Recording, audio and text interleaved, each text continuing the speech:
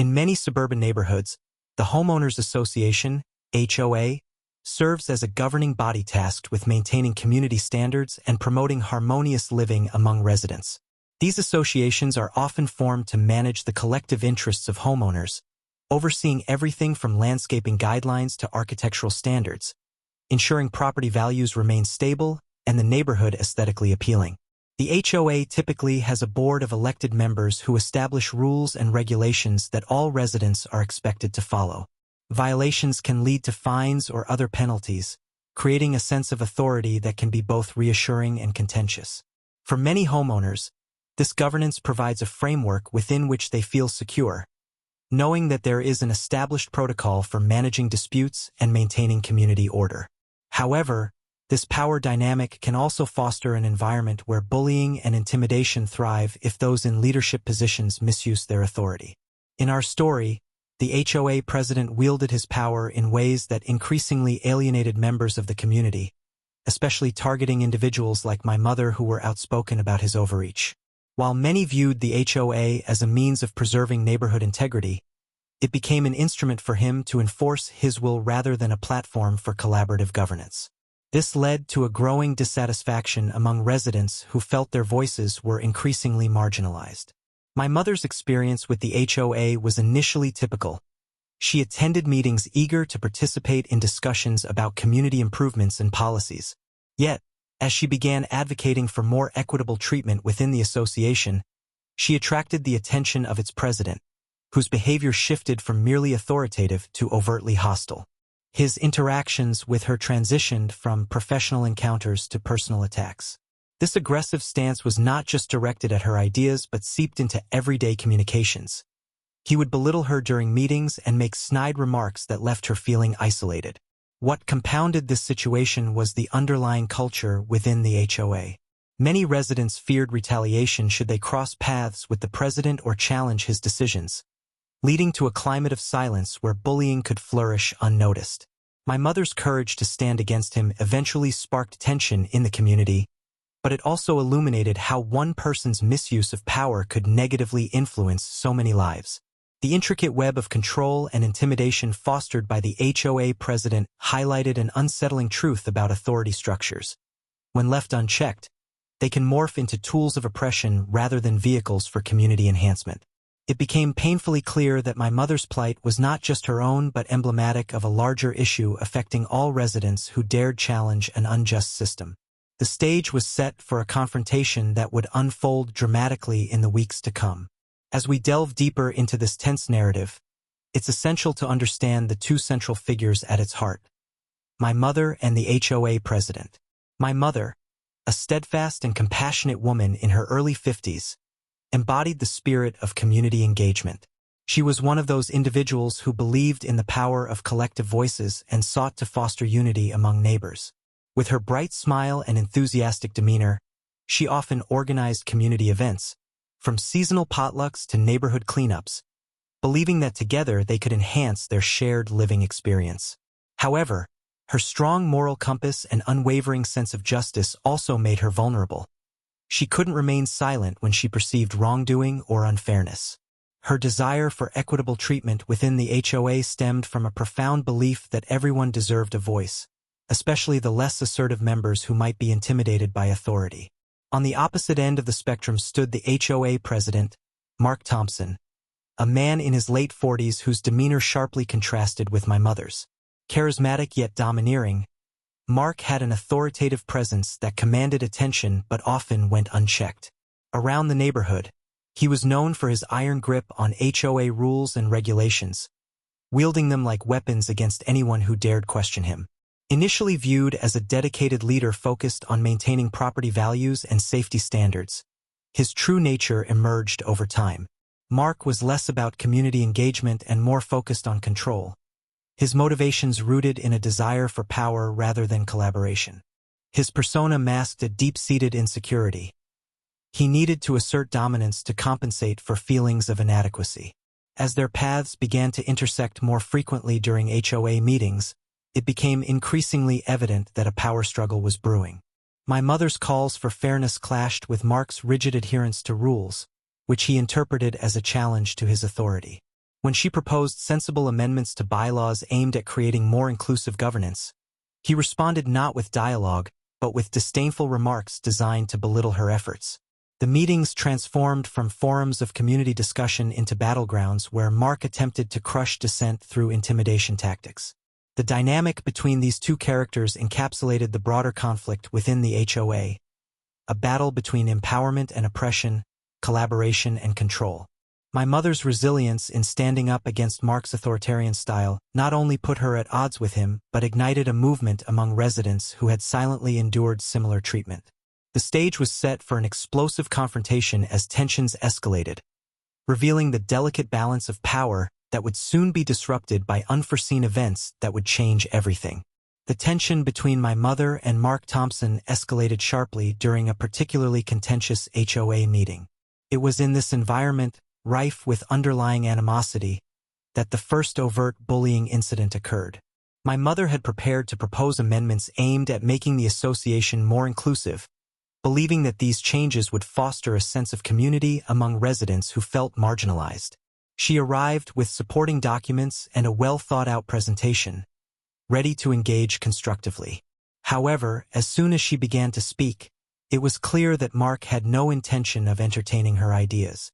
He interrupted her repeatedly, dismissing her points with condescending remarks that undermined her credibility. "We all know you like to play the social justice warrior," he sneered, earning chuckles from a few of his supporters in the room. The laughter stung. My mother had hoped for serious dialogue, but instead found herself subjected to ridicule. After that meeting, the bullying took on a more insidious form. Mark began targeting her outside of formal meetings, making pointed comments when they crossed paths in the neighborhood. At one point, while discussing neighborhood landscaping at a local park event, he loudly criticized her yard maintenance choices in front of other residents, claiming they did not meet HOA standards. His voice dripped with sarcasm as he questioned whether she even cared about property values.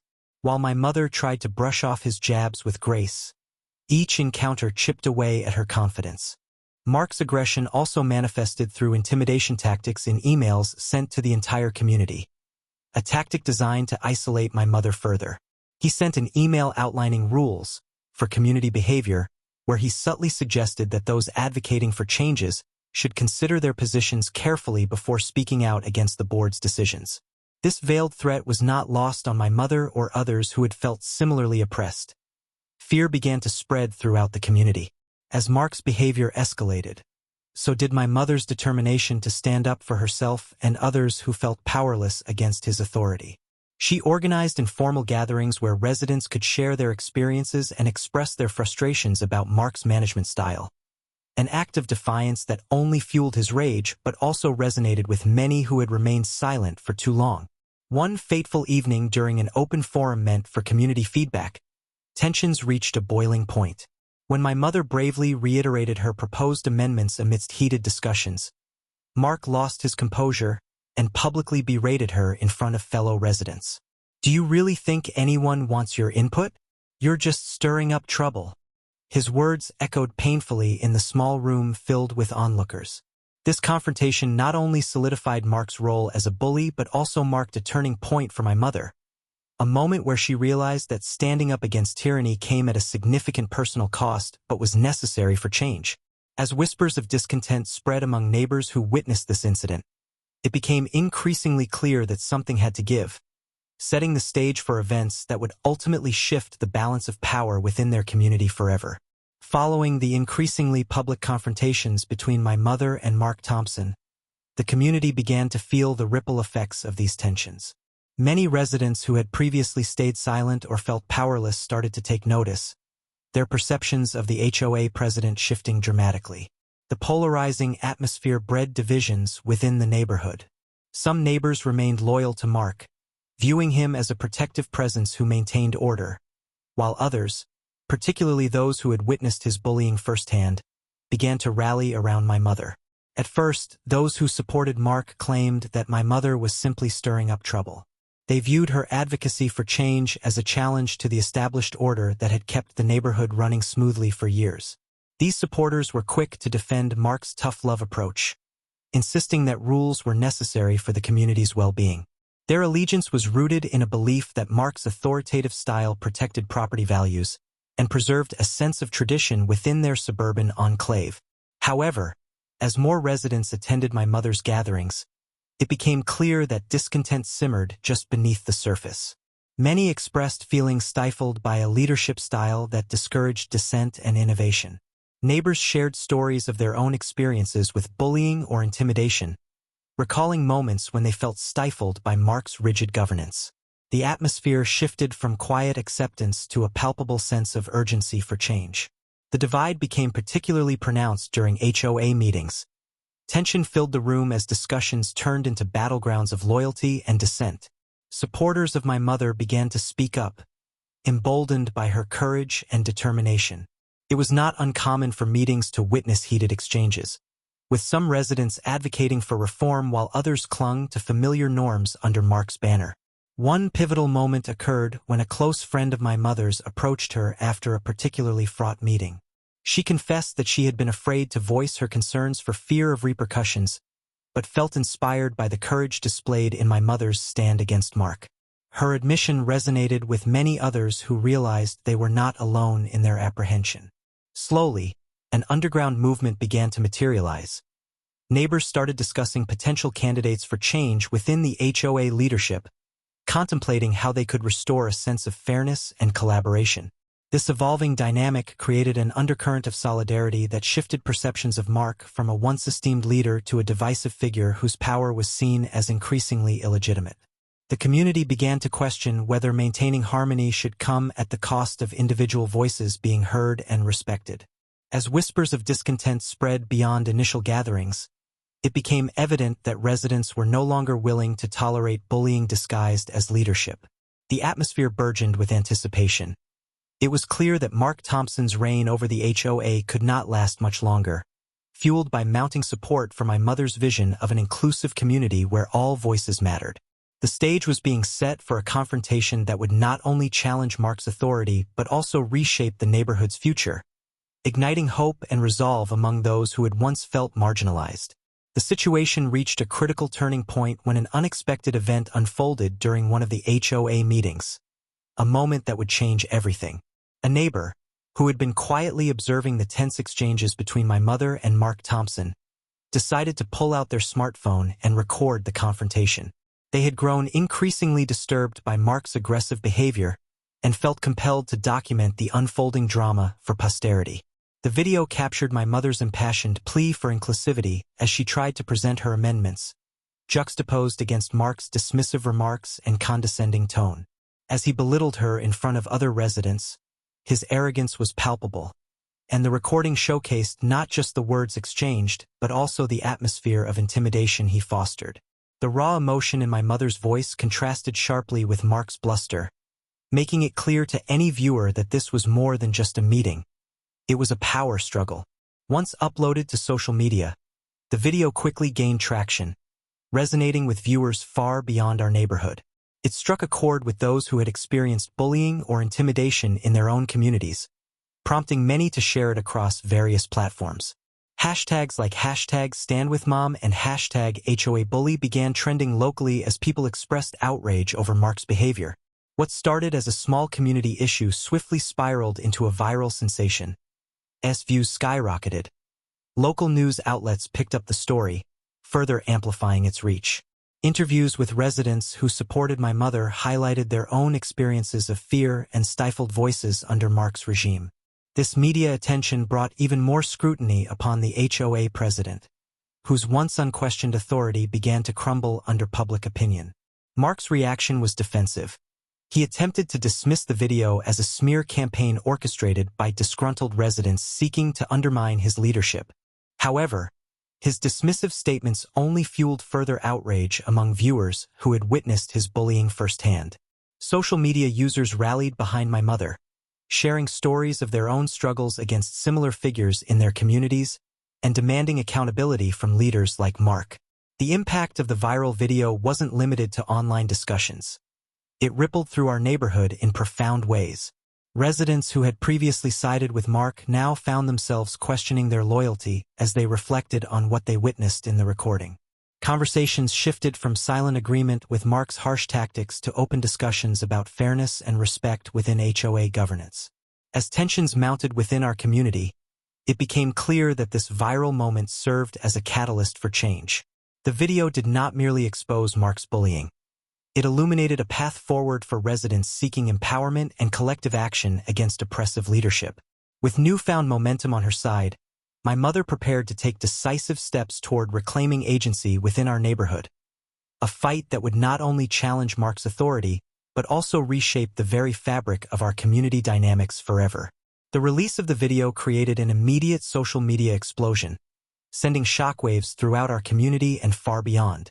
As the footage circulated online, it quickly caught the attention of local news outlets, further propelling the narrative into the public eye. Viewers were captivated by my mother's vulnerability contrasted against Mark Thompson's aggression, and this stark portrayal triggered a wave of empathy and outrage. Across platforms like Twitter, Facebook, and Instagram, hashtags such as #StandWithMom and #HOABully began trending, with users sharing their own experiences of bullying and calling for accountability from community leaders.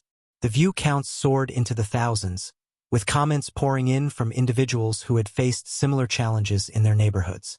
Many expressed solidarity with my mother, praising her courage for standing up against such blatant intimidation. Local news stations conducted interviews with residents, presenting a range of perspectives that highlighted the community's frustrations with Mark's leadership style. Television reporters dissected the incident in detail, with some experts analyzing the toxic dynamics within homeowners associations. The media coverage amplified the video's impact, turning what had begun as a localized issue into a broader commentary on power dynamics in communities across the country. As public scrutiny intensified, Mark Thompson's reputation began to unravel. Former supporters who had previously viewed him as a stalwart protector of community order suddenly found themselves questioning their alliances. The narrative of a strong leader morphed into one of a bully leveraged by fear, and the trust he once enjoyed evaporated almost overnight. His attempts to deflect criticism only added fuel to the fire. When he claimed the video was part of a smear campaign against him, many residents dismissed his words as desperate excuses from a man cornered by his own behaviors. The fallout was swift and significant. Within days, more residents began attending HOA meetings, emboldened by the viral sensation and eager to reclaim their voices that had been muted for too long. Conversations shifted from passive acceptance of Mark's leadership to active discussions about potential changes in association governance. Formerly silent members expressed their desires for a more inclusive approach and began to rally together, intent on finding candidates who would foster genuine community engagement rather than authoritarian control. The video not only sparked outrage but also served as a powerful mobilizing tool for the community. My mother became an emblem of resistance against oppressive leadership. Supporters emerged not just online but also in person. Neighbors who had once been too intimidated to speak out were now reaching out to her for guidance on how to advocate for themselves within the HOA structure. As momentum built, it became undeniable that Mark's position was becoming increasingly untenable. The unity among residents strengthened with each passing day, and what originated as an episode of bullying transformed into a catalyst for collective empowerment. The narrative around our community was changing. We were no longer just residents under an oppressive regime but active participants in shaping our collective future. A future that promised transparency and respect for every voice within our neighborhood. In the wake of the video's virality, Mark Thompson's life began to unravel rapidly, as both personal and professional repercussions flooded in. Initially, he attempted to maintain his composure, insisting that the video misrepresented his intentions and claiming he was the victim of a smear campaign orchestrated by disgruntled residents. However, the damage was already done, and the facade of control he had carefully built began to crumble. Professionally, Mark faced mounting pressure from his position as HOA president. With the community rallying around my mother and demanding accountability, he was caught between a rock and a hard place. Unable to deflect criticism effectively, he started receiving calls from former allies who expressed their discontent with his leadership. The support he once enjoyed dissolved into whispers of disapproval, and he found himself increasingly isolated.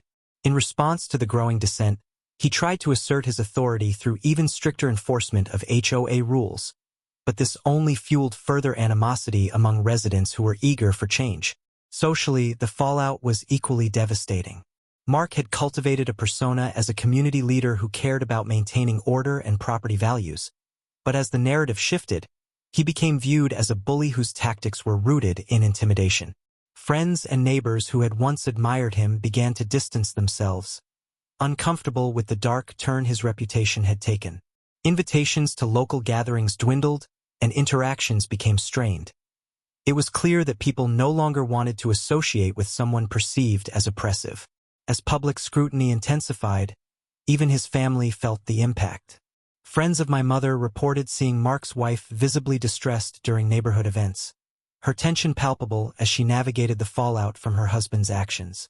Conversations shifted from friendly banter to hushed whispers about his behavior and the video's implications. Family gatherings that were once filled with laughter turned into discussions about how to manage the growing stigma surrounding him. Mark's mental state deteriorated under the weight of these consequences. He found himself grappling with anger and resentment toward my mother and the community that had turned against him. In private moments, he would lash out in frustration, blaming everyone else for his predicament while refusing to accept responsibility for his bullying behavior. Paranoia crept in as he suspected that even those close to him might be secretly discussing his downfall. With each passing day, it became evident that Mark's grip on power was slipping away.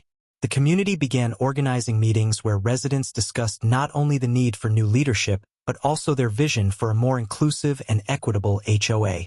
In these gatherings, my mother emerged as a beacon of hope and unity, her message resonating deeply with those who had once felt silenced. As Mark continued to confront the fallout from his actions, he was forced to acknowledge that his reign over the HOA was coming to an end. The very authority he had wielded for so long had backfired spectacularly, revealing not only his flaws but also igniting a movement fueled by resilience and empowerment among those who had felt oppressed. The balance of power was shifting, and there was no turning back for Mark Thompson. His once firm hold on the community had transformed into a desperate struggle for relevance amidst a tide of change he could no longer control. The aftermath of the viral video marked a transformative moment for the community, empowering residents to confront bullying and advocate for meaningful change within the HOA. As the tide turned against Mark Thompson, people who had previously felt silenced began to recognize their collective strength. My mother's courage in standing up against his intimidation resonated deeply with many, inspiring them to reconsider their own experiences with fear and oppression. Once characterized by passive acceptance of Mark's authoritarian style, community gatherings transitioned into spirited discussions about fairness and inclusivity. Neighbors who had once hesitated to voice their concerns found themselves animated by a renewed sense of purpose. They reflected on how Mark's bullying had stifled their own voices and recognized that they too had a right to demand accountability and transparency from their leaders. Empowerment began to take tangible forms as residents organized regular meetings to discuss their vision for a more inclusive HOA. My mother emerged as a natural leader, facilitating conversations that encouraged open dialogue among neighbors. These gatherings allowed people to share their stories, fostering a supportive environment where individuals could express concerns without fear of retribution. As stories of intimidation surfaced, it became clear that Mark's behavior was not an isolated incident. Many community members had experienced similar treatment at his hands, further galvanizing the movement for change. This atmosphere of solidarity led to a series of proposed changes within the HOA structure. Residents began drafting new bylaws intended to promote fairness and inclusivity in decision-making processes. They discussed electing a new board that prioritized communication and collaboration rather than control. The shift was palpable. Once vocal supporters of Mark started questioning his leadership style, realizing that their loyalty had been misplaced. No longer were they willing to turn a blind eye to bullying disguised as authority. As more voices joined the chorus for change, the community embraced a sense of empowerment that transcended individual grievances.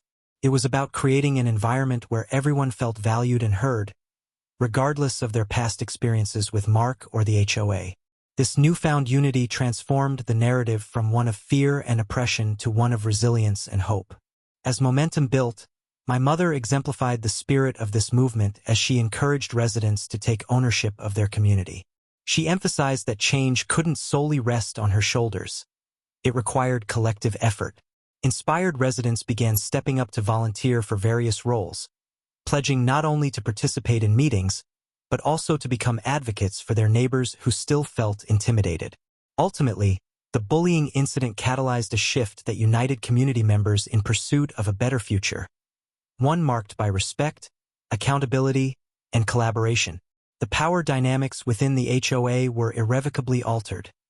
No longer would Mark Thompson's reign dictate the terms of engagement.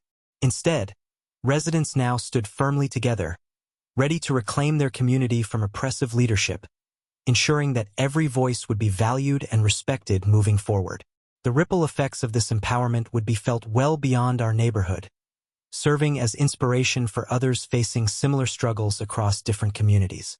The story of my mother's confrontation with the HOA president serves as a profound lesson about the consequences of power, the nature of bullying, and the dynamics within community structures. It highlights how unchecked authority can foster an environment where intimidation thrives, silencing voices and stifling progress. This narrative underscores the importance of accountability at all levels of leadership, particularly in settings meant to serve and protect community interests.